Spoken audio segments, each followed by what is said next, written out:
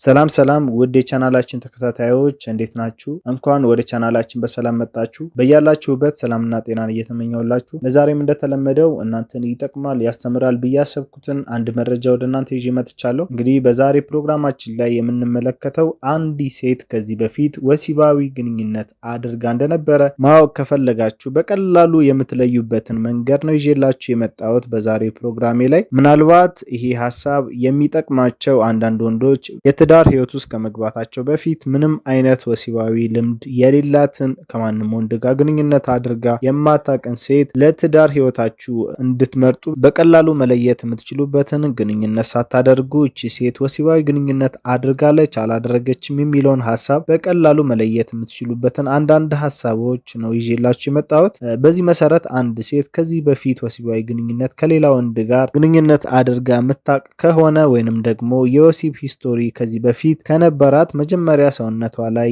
የሚስተዋል ለውጥ ወይንም ደግሞ ወንዶች ነክተው መለየት የሚችሉት ጡታቸው ከሌላው ጊዜ በተለየ መንገድ ጠጣርና ጠንካራ የመሆን ባህሪ ይኖረዋል። ሴቶች ወሲባዊ ግንኙነት ላይ ከገቡ በኋላው ሰውነታቸው አዲስ ነገርን የመቀበል ባህሪውን ስለሚያሳይ የመጠንከር ባህሪ ያሳያል።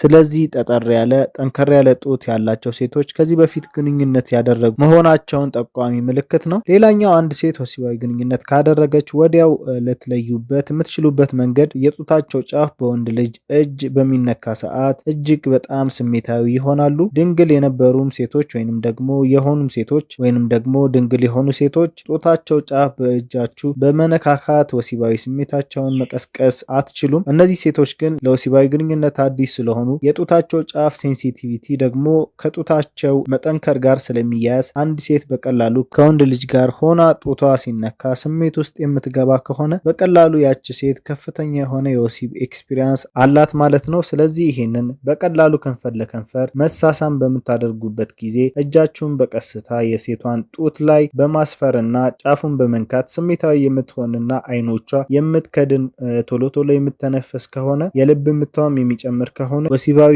ኤክስፒሪየንስ እንዳላት አመላካች ስለሆነ በእንደዚህ አይነት መንገድ ማረጋገጥ ትችላላችሁ። ሌላኛው አንድ ሴት ከናንተ በፊት ወሲባዊ ኤክስፒሪየንስ ካላት ወይንም ደግሞ ከሌላ ወንድ ጋር ወሲባዊ ግንኙነት ከነበራት የምታውቁበት ሌላኛው መንገድ ለምሳሌ ምን ልትላችሁ ትችላለች? በዚህ ዓለም ላይ ምንም አይነት ነገር እንደሌለ ተደስተህ መኖር እንዳለብህ ሁልጊዜም የምትነግርህ ከሆነ ይቺ ሴት ከዚህ በፊት ወሲባዊ ኤክስፒሪየንስ እንዳላት አመላካሽ ነው። ይህንን ያልኩበት ምክንያት ወሲብ በባህሪው የወንዶችም የሴቶችም አይምሮ ውስጥ የደስታ ሆርሞን ያመነጫል። ይሄ ሆርሞን ደግሞ በባህሪው ዘና ፈታ ማለትን፣ አለመጨናነቅ፣ ራስን ማድከም፣ መተኛት መውደድን፣ ራስን ማዝናናት ብቻ እንዲታየህ የሚያደርግ ሆርሞኖች ስለሆኑ ሴቶች ስለ ፊውቸር መጨነቅ ትተው ራሳቸውን ዘና አድርገው መኖር የሚፈልጉ ስለ ነገሮች የማይጨነቁ በተደጋጋሚ የሚነግሯችሁ ከሆኑ እነዚህ ሴቶች ወሲባዊ ስሜታቸውን ብቻ እንዲያስተውሉ የሚያደርጋቸው ሆርሞን የተነቃቃ ስለሆነ አብዛኛው ጊዜ እንደነዚህ አይነት ባህሪ የሚያሳዩ ሴቶች 100% ባይባልም ወሲባዊ ኤክስፒሪየንስ እንዳላቸው እንድንጠረጠር የሚያደርጋቸው አንደኛው ባህሪ ነው። ሌላኛው አንድ ሴት ልጅ ከሌላ ወንድ ጋር ወሲባዊ ግንኙነት አድርጋ እንደሆነ የሚገልጸው ቂንጥሯ ወይንም ደግሞ ብልቷ ለወሲባዊ ግንኙነት ሪስፖንስ መስጠት ይጀምራሉ።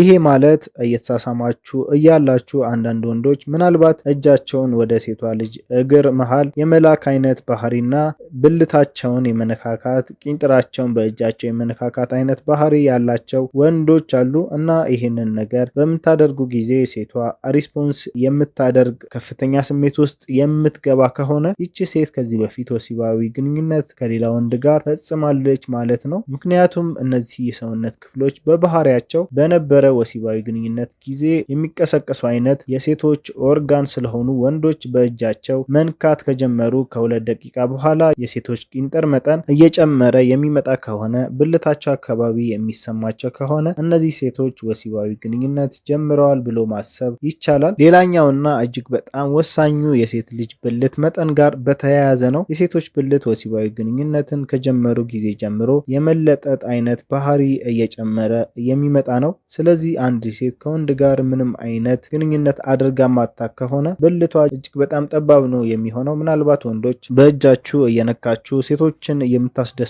ከሆነ የመጀመሪያ ጊዜ በጣም ጠባብ ከሆነና ጣታችሁን ዝም ብሎ የሚያስገባ ከሆነ ከዚህ በፊት ወሲባዊ ግንኙነት ላይ ኤክስፒሪየንስ ነበራት ከሌላ ወንድ ጋር ግንኙነት ውበት ነበራት ብሎ መናገር ይቻላል ማለት ነው በእንደዚህ አይነት ምልክቶች። ስለዚህ እነዚህ ከላይ የጠቀስኩላችሁን ምልክቶች አንድ ሴት ላይ ከተመለከታችሁና ካስተዋላችሁ በቀላሉ መለየት የምትችሉባቸውን መንገዶች ነው በዛሬው ፕሮግራሜ ላይ ይዤላችሁ የመጣሁት። አስተማሪ እንደነበር ተስፋ አደርጋለሁ። ለዛሬ ይዤላችሁ የመጣሁት ቪዲዮ ይህንን ይመስል ነበረ። ሀሳብ አስተያየት ካላችሁ ኮሜንት ሴክሽን ላይ ልተውልኝ ትችላላችሁ። በቀጣይ በአዲስ ቪዲዮ በአዲስ ሀሳብ እስከምንገናኝ በያላችሁበት